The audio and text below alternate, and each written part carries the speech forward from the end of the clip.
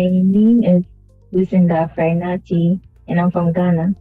I heard about the scholarship through a friend of mine who suggested we do it together as a self-development process. And I applied because I thought that the future of the world research and technology is AI.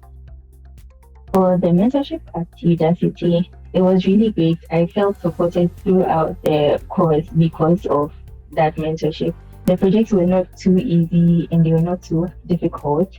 So I had to put in much effort and I really found it to be challenging. But then with the help of the mentor breaks everything down. So because of this, I felt very supported.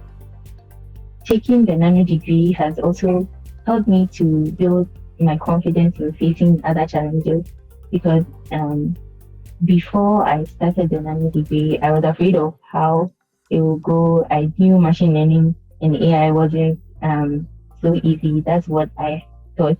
But then after taking the program on the Udacity platform, it gave me the confidence to tackle other challenges head on.